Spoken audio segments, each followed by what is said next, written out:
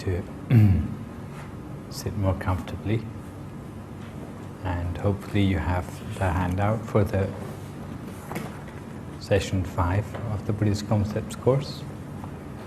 For these 3 lectures, in fact, there's a little bit of a pattern, having described the law of karma as basically getting back from the world the sort of behaviours which you exhibit towards the world. Then there are 3 categories of practice which we find in Buddhism, which are doing the maximum of things which are good towards the world, trying to refrain from doing any sorts of bad things, while at the same time purifying the mind. Last time we looked at 10 different ways in which you can accumulate merit, which is positive karma. And actually we did mention keeping the precepts as one amongst the ways in which you can accumulate merit for yourself. But if you look at the duty of the precepts, in fact you can say that it's not just a way of getting merit, it's also a way of preventing yourself from getting exactly the opposite of merit. Sometimes we call this negative energy, which is equivalent to but opposite to merit. We sometimes call it demerit, because it has many of the same characteristics that we mentioned yesterday for merit, but opposite. So in the same way that the more merit you collect up for yourself, the happier you feel, the purer your mind becomes, the more efficiently it works, the more good things you attract to yourself. In the same way, the more demerit which you collect up for yourself, the worse quality your mind becomes, the more inefficient your mind becomes, and the more unhappy and unfortunate events, things and people it attracts into your life as well. We don't say that merit and demerit are just 2 sides of the same coin, because in fact the way they work is like 2 different bank accounts. The good things which you manage to accumulate in your life go in the positive bank account, but instead of the negative things you accumulate reducing your balance in the positive bank account, in fact they go into a negative bank account. So I think it's worth saying from the beginning that in Buddhism we don't have this simple solution to bad things which we've done in our past simply to cover them up with good deeds. It's not like sins which can be absolved by doing certain sorts of penance, because we know that any form of action which you do has to have some sort of result. So if you have done some bad things in your past, then at some time in the future those have to come to fruition. We can't avoid that. But what we can hope is that by doing a maximum of good deeds, that it's always the good deeds that are going to give their results first.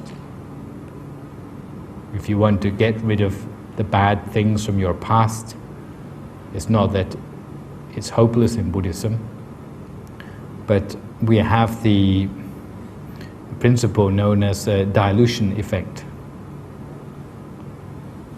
For example, if you have a cup of water, cup of pure water, and you have a grain of salt in that, think you can taste the saltiness? Yeah? I think you could. In such a case, this would be the equivalent for a life of a person where they have a little bit of bad deeds in their past, the salt, and with the amount of good deeds they have, which is only a cupful of water, the taste of the bad deeds is still coming through.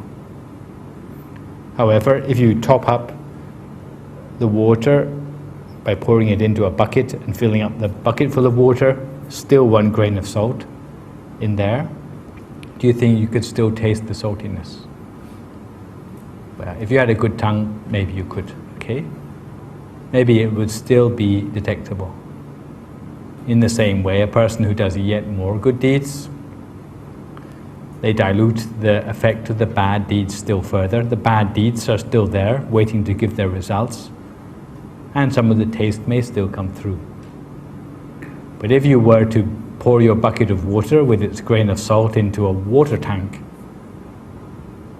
the size you'd use for a small home, even though the grain of salt is still in there, but even if you were to taste the water, I think you'd find that it would not be detectable anymore.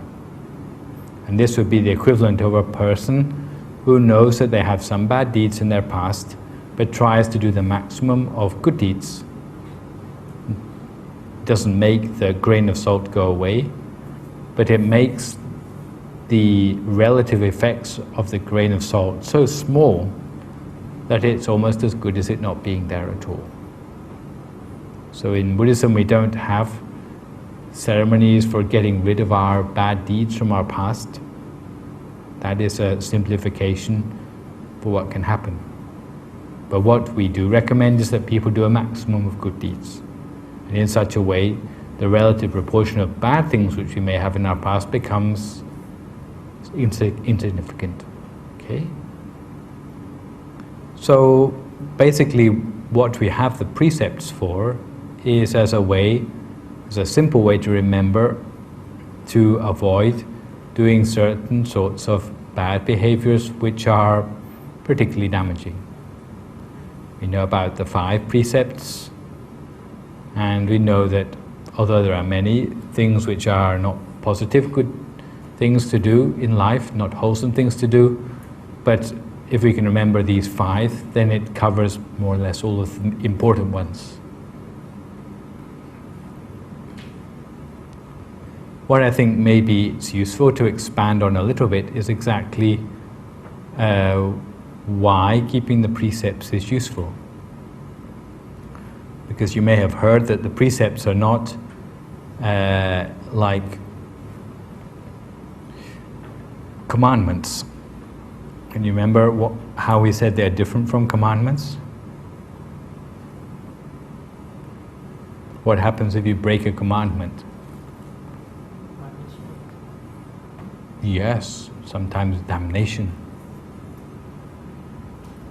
So if you have broken them at all, then that's the end for you, okay? But we call them not commandments, but rules of training. They are ideals to which we try to train ourselves until we can keep them perfectly. They are things to train ourselves towards. And really,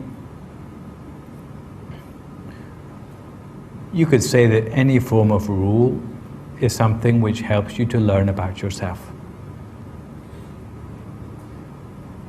If you're a monk, you have more rules to keep than a lay person. So does this mean that keeping rules is a good thing?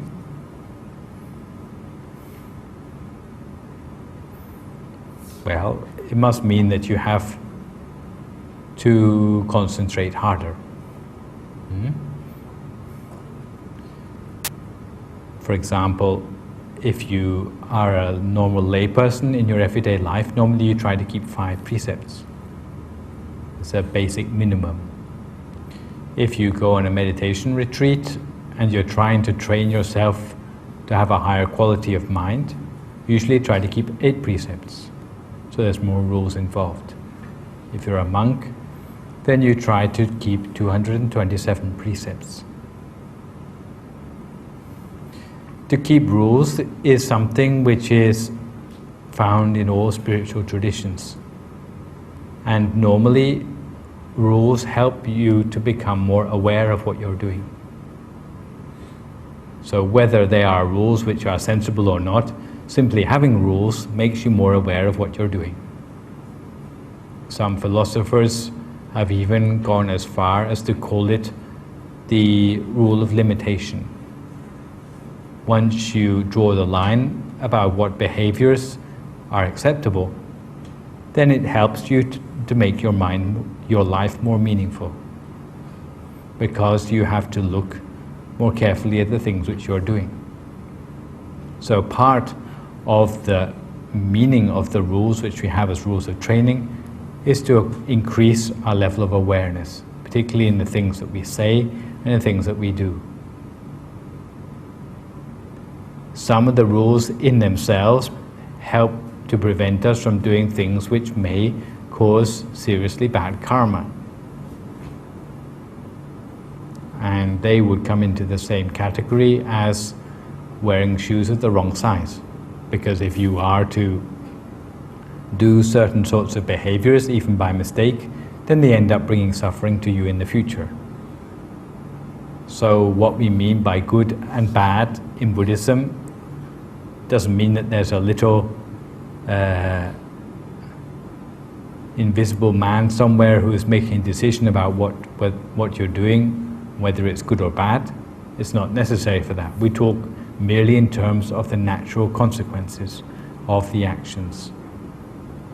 So what we are dealing with when we're talking about rules in Buddhism, or rules of training, it's not an artificial morality where someone has thought up a whole lot of rules which everyone obeys, but it is a process of observation of the effects when people don't keep such rules. And this is why the rules came into being. So it's not an artificial morality as you have in the laws of a country, for example, but it is a description of behaviors which, if you break the rules, then it has bad consequences for you. It's not that someone's going to come along and punish you for breaking a rule, but the rules themselves lead to harm coming to you in the future. So it's when you know this is going to happen in advance, then we try to keep to certain rules. The laws of different countries differ from place to place, right? In some states in America, a doctor might pronounce you dead, whereas if you cross the border into another state, you might still be alive. The laws can be as arbitrary as that. In some places, certain behaviors are outlawed, for example, gambling. In other countries, they are legal. So, artificial morality is normally not very reliable. And we can't use artificial laws to tell us clearly what is right and wrong. But with the system which we use of morality in Buddhism, we talk about actions in terms of the consequences they give. And it's because of those consequences that we have rules. So it's not someone like the Buddha sitting down and thinking up a whole set of rules, oh, let's have 227 for monks, but it has come about from a natural process, often of case histories happening where a monk did a certain sort of behavior and it was damaging to the community, and that's why a new rule was created. So normally if there was no problem, there would be no rule set up. But as we see with the 5 precepts, it has a history which is much longer than that, because it goes back to the primordial times when we were describing what happened in the Aganya Sutta. So what exactly constitutes keeping or breaking a precept? I don't know if you've paused to give much thought to this, but in fact there are some guidelines to help us, because sometimes particular behaviors might leave us feeling guilty, or leave us feeling as if we have not been doing our best with the precepts, when in fact we needn't worry about them. To give an example of some borderline cases, if you imagine driving along in the car, so you're driving a car along the road, and suddenly out of nowhere a dog leaps out in front of the car and you don't have time to brake in time, and you run over the dog and it dies. Would that constitute breaking the first precept? No, I see a no, another no. Why not? Why? Because there was no intention involved. Okay? Yeah, that is a good reason. Why not? So this means that in order for a precept to be broken, there must be some form of intention involved. Correct? Okay, another example. Supposing you have a particular dislike of a certain dog, and the dog lives next door to you. All its life, it's been barking late at night, keeping you awake, and you feel that you've had enough of this. So you prepare your shotgun, and one day when you see it lying down just next to your garden fence, you take aim and you shoot it, and the bullet goes straight through its head. But what you didn't know was that earlier that morning, that dog had eaten some poisoned meat. And the fact it was lying down next to your fence wasn't that it was sleeping, but in fact it had already died from the poison it ate earlier that morning. So when you shot the dog, in fact it was already dead. Is that breaking the precepts or not? No. Breaking? Not breaking? It is breaking it. Shooting a dead dog. In your own mind, would be breaking it because you still thought the animal was alive. So it must mean that you have give a lot of importance to intentions. Well, in this case, turns out that it is not breaking the precept. Doesn't mean it's not bad. Doesn't mean that what's going through your mind is not aggressive, but it doesn't happen to be breaking the precept. Because although you had the intention, but the dog wasn't alive, and you can't kill things which are already dead. Okay? Another example. You see what you think is a dead dog lying at the side of the road. And you think in a very wholesome way, if this dog is left lying here, then before long it's going to smell bad. And just close by you see somewhere where people are burning leaves. So you pick up the dog by its tail and you throw it onto the pile of burning leaves. What you didn't know was that that dog was not dead. In fact, it had eaten something where it had passed out for 2 hours, and if it was left to itself, it would have woken up an hour later. But you threw it on the bonfire, and now instead of just looking dead, now it's really dead. Is this breaking the precept or not? Yes. Well, you had no intention to kill it. Huh? It is dead. But so was the dog you ran over. In this case, again, it's not breaking the precept. Why? Because you didn't intend to kill it. Furthermore, you didn't know it wasn't alive. You didn't know it was alive.